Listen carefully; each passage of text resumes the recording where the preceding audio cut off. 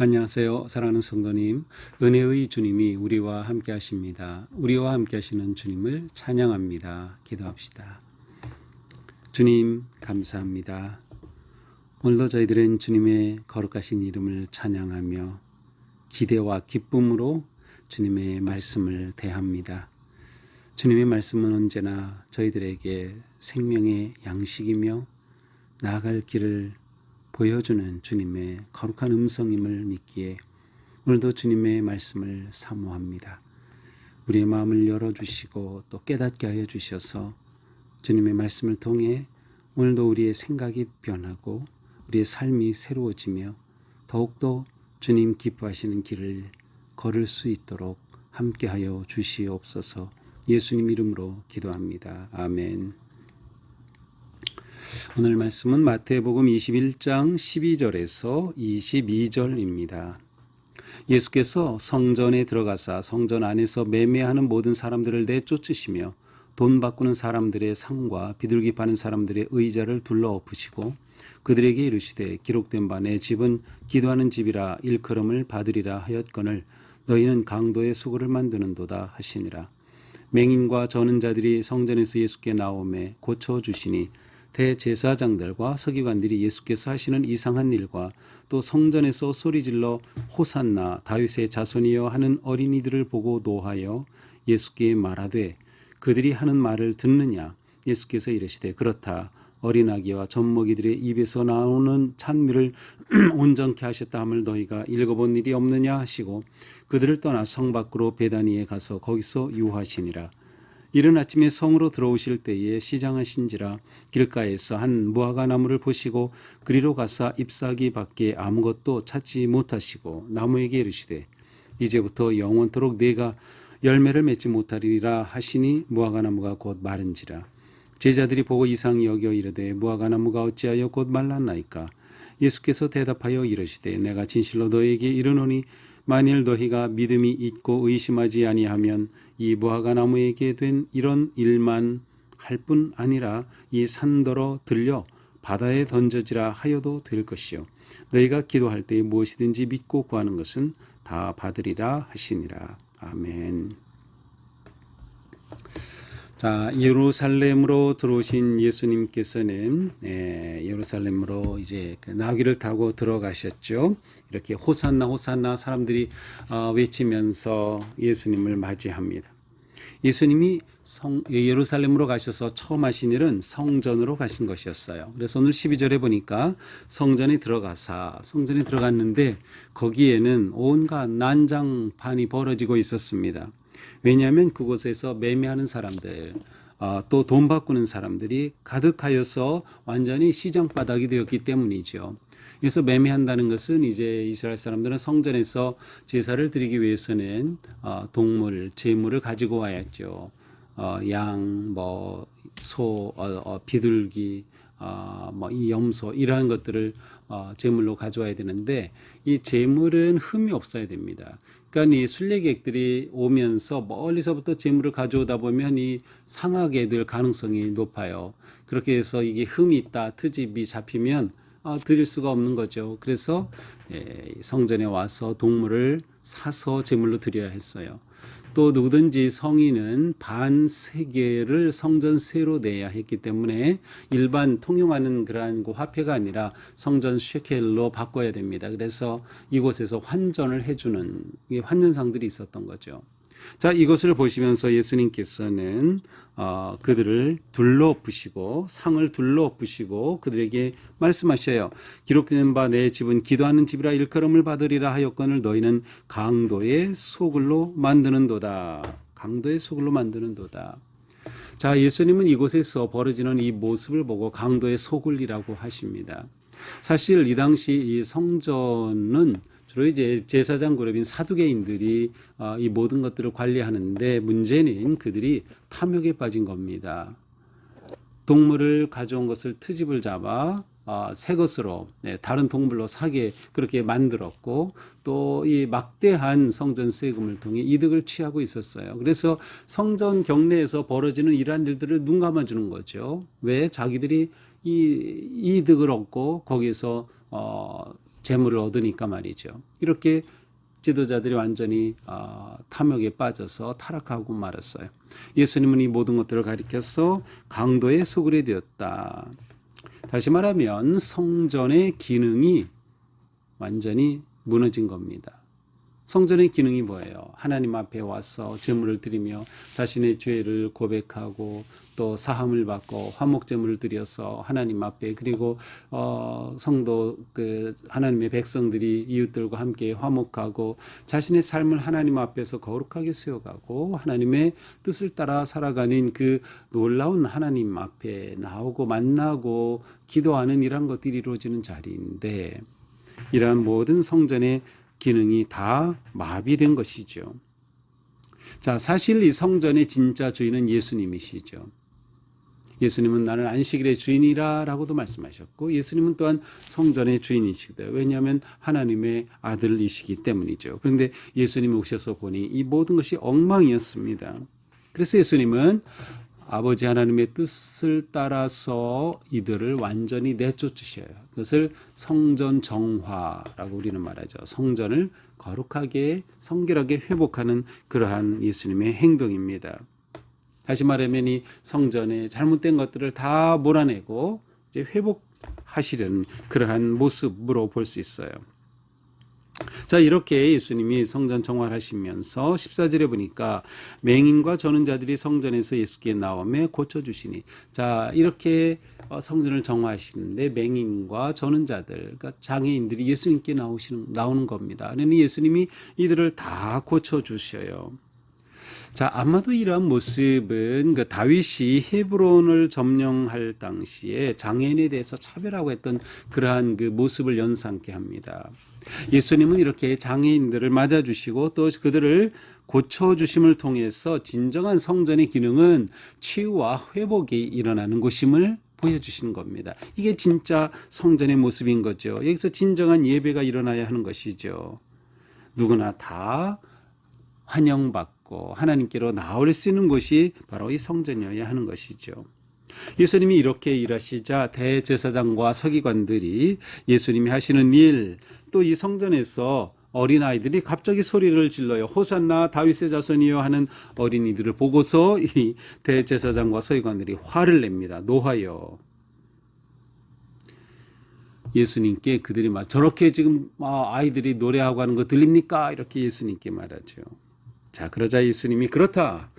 어린 아기와 젖먹이들의 입에서 나오는 찬미를 온전하게 하셨다 함을 너희가 읽어본 일이 없느냐 하셨어요. 예수님은 이 어린이들의 찬양을 옳다고 하시는 거예요. 자, 재밌는 것은 이 어린이들이 성전에 들어온 예수님이 이렇게 치유를 행하시고 이 성전의 정화를 행하시 이러한 모든 것들을 보면서 어린아이들이 이 찬양했다는 것을 뭐라고 했어요? 호산나 다윗의 자손이요. 어린이들이 무엇을 보고 배웠을까요? 그렇죠. 예루살렘으로 예수님이 들어오실 때 어른들이 호산나 다윗의 자손이요 하고 외쳤던 것을 어린이들이 보고 똑같이 따라한 거죠. 이게 어른들이 어떻게 행동하느냐가 이렇게 중요해요. 어린이들은 어른들이 하는 것을 보고 똑같이 그것이 금방 그들의 노래가 되어서 호산나 다윗의 자손이 하면서 노래하였던 거죠. 물론 그들은, 이 어린이들은 이 뜻이 무엇인지는 몰랐을 겁니다. 그들이 정말 예수님이 구세주로 오시고 우리를 구원하소서라는 의미의 호산나를 외쳤던 것은 아닐 수 있지만 바로 이들의 모습을 통해서 또한 예수님이 누구이신지 선포하고 진정한 성전의 기능이 무엇인가를 보여주었던 것이죠. 예수님은 이들을 그대로 맞아주셨던 겁니다. 이렇게 그날이 지나고 예수님은 17절 성 밖으로 나가서 베다니에 유하십니다. 이 당시 20만 명이 가까운 순례객들이 왔는데 그들이 다 예루살렘에서 잘 수는 없었어요. 그들은 예루살렘 밖에서 자야 했고, 실제로 또 이렇게 많은 사람이 머물 그러한 숙박할 곳을 다 찾는다는 것은 아마 쉽지 않을 것으로 보입니다. 그 말은 아마 많은 사람들이 야영을 하지 않았을까라는 것을 또한 추측해 볼 수 있어요. 그러나 예수님은 이제 베다니에 가서 유하시죠. 자, 18절 그 다음 날 아침이 되었어요. 성으로 이제 다시 들어오시는데 예수님이 시장하셨습니다. 그래서 길가에 보니까 무화과 나무가 잎이 너무나도 무성한 겁니다. 가서 열매가 있을까 하는 것을 찾아보셨지만 열매가 없었어요. 그래서 예수님이 말씀하시에 이제부터 영원토록 네가 열매를 맺지 못하리라 이렇게 말씀하시자 그 무화과 나무가 다 말라버리고 말았어요. 제자들이 보니까 깜짝 놀랐죠. 무화과 나무가 이렇게 마른 것을 보고 어찌하여 이렇게 됐습니까? 예수님께 묻습니다. 그러자 예수님이 대답하셔요. 내가 진실로 너희에게 이르노니 만일 너희가 믿음이 있고 의심하지 아니하면 이 무화과 나무에게 된 이런 일만 할 뿐 아니라 이 산더러 들려 바다에 던져지라 하여도 될 것이요 너희가 기도할 때 무엇이든지 믿고 구하는 것은 다 받으리라. 자, 내가 이렇게 한마디 해서 무화과 나무가 말라버린 것을 너희가 보았느냐? 이처럼 놀라운 일이 일어나는 것 이거 너희가 믿음 갖고 의심하지 않으면 이런 일뿐만 아니라 저 산더러 아마도 감람산이 보였던 것 같아. 이 감람산 산더러 옮겨 저쪽으로 바다에 던져지라 하여도 그렇게 될 것이다. 너희가 기도할 때 무엇이든 믿고 기도하는 것은 구하는 것은 그대로 받으리라. 예수님이 말씀하시죠. 자, 이 무화과나무에 일어난 사건을 예수님은 하나의 그냥 기적으로서 너희 믿음의 기도와 연결시켜 말씀하시는데 또한 이 사건 자체는 무화과나무가 말랐다. 열매가 없었어요. 이때 열매는 사실 열매가 맺을 때가 아니었어요. 왜냐면 이때가 6월절이잖아요. 6월절이면 이스라엘에서 3월, 4월경인데 그때는 열매가 맺을 때가 아니고 이제 잎이 나고 열매를 맺을 때는 5월, 6월쯤 가야 열매가 맺는다고 해요. 그러니까 사실은 열매가 없지만 예수님이 열매 없음을 보고 책망하신 거죠. 자, 이것은 하나의 상징적인 그러한 예수님의 행동입니다. 열매 없는 이스라엘 사람들, 열매 없는 성전, 열매 없는 그러한 유대 종교를 향한 예수님의 어떤 기적적인 상징적인 행위로 보여집니다. 실제로 성전 중심의 유대교는 이제 곧 멸망하게 되죠. 그 종말을 고하게 되죠. 마른 무화과나무와 같이 되고 말 것입니다. 자, 예수님께서 말씀하시죠. 기도할 때 무엇이든 믿고 구하는 것은 다 받으리라. 자, 예수 그리스도 안에서 믿음으로 기도할 때 응답된다. 믿음과 기도가 만날 때 역사가 일어납니다. 이게 중요하죠. 단지 기도만 열심히 해서 된다는 게 아니고요. 우리의 믿음이 바르게 세워져야 돼요. 또 믿음만 가지고 있어도 되는 것이 아니라 우리의 믿음이 기도로 하나님 앞에 고백이 되어야 됩니다. 믿음과 기도가 만날 때 놀라운 기적의 역사가 일어난다라고 하는 것을 볼 수 있습니다. 자, 오늘 말씀을 보면서 우리는 먼저 나 개인에게 적용하고 또 우리 교회에 말씀을 적용할 필요가 있습니다. 먼저 나 개인에게 적용한다면 사도 바울은 우리가 그리스도의 영이 성령이 거하는 너희 몸이 성전인 줄 알지 못하냐. 우리 몸이 성전입니다. 내가 성전이죠. 하나님이 내 안에 거하시기 때문에 우리는 성전이에요. 우리는 오늘 말씀을 보면서 과연 성전인 내가 나 자신을 정결하게 하고 있는가를 물어봐야 합니다. 성전인 나를 정결하게 하자. 제대로 성전의 기능을 발휘하게 하는 겁니다. 성전의 기능이 뭐예요? 하나님과 만남이죠. 우리가 진정으로 우리의 마음을 정결하게 그리고 하나님을 향하고 기도와 예배, 찬양으로 하나님을 만나는 내가 되어야 되는 거예요. 우리 마음이 이렇게 새로워져야 되는 거죠. 더 나아가서 우리 교회도 마찬가지입니다. 교회가 교회다움을 회복해야 하는 거죠. 성전이 성전다움을 회복해야 하듯이 그러지 못한 모습을 예수님은 책망하고 그들을 정화하시면서 거룩한 분노를 보이셨던 것처럼 우리 교회도 교회다움을 회복해야 한다라는 것입니다. 그러기 위해서는 교회가 거룩해져야 합니다. 어떻게 거룩해집니까? 말씀과 기도로 거룩해지는 거예요. 그래서 우리가 매일 말씀으로 또 우리가 기도함으로 우리가 모인 교회, 우리 교회가 거룩해진다. 교회가 거룩해지지 않으면 교회다움을 찾을 수가 없기 때문이에요. 또 우리가 교회다움을 찾는다는 것은 하나님과의 아주 긴밀하고 바른 관계가 회복이 되는 것입니다.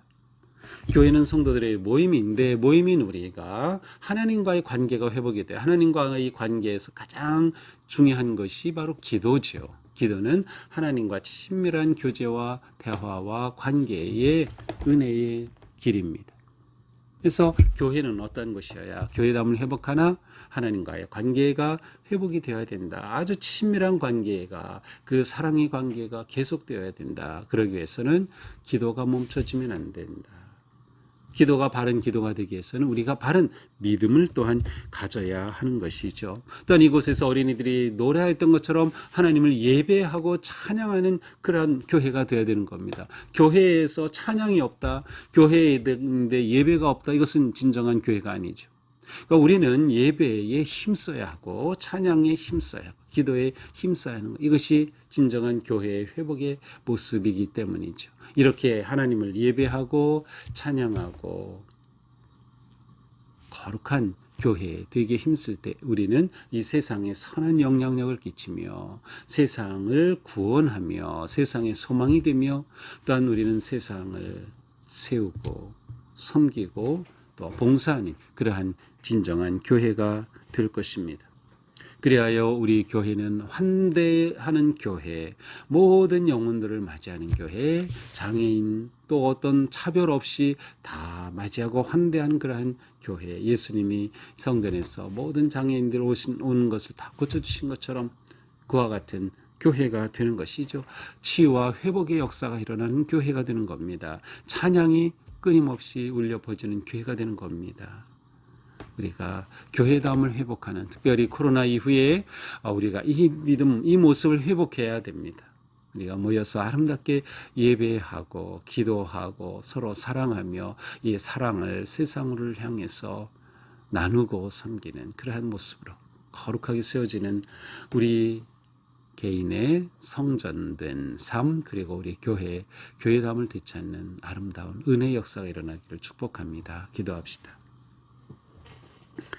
주님 감사합니다. 오늘도 우리가 주님의 말씀을 통해서 어떠한 존재가 되어야 하는지, 우리 교회가 어떻게 되어야 해야 하는지를 생각해 보았습니다. 이렇게 우리의 생각을 깨우쳐 주시니 감사합니다. 주님, 저희가 마음의 성전을 새롭게 하여 주시고 거룩하게 하여 주시고 온전히 하나님 거룩하신 그 은혜와 영광 안에 머물 수 있도록 인도하여 주시옵소서. 우리 교회가 교회다움을 회복하게 하여 주시고 세워가게 하여 주시고 살아있는 사랑이 넘치는 세상을 구원하는 복된 교회가 되게 하여 주시옵소서. 이 거룩한 일에 저희가 기쁨으로 헌신하며 한마음이 되게 하여 주시옵소서. 예수님 이름으로 기도합니다. 아멘. 네, 오늘도 우리의 삶이 거룩한 성전을 세우고 교회를 세워가는 복된 하루가 되기를 축복합니다. 사랑합니다.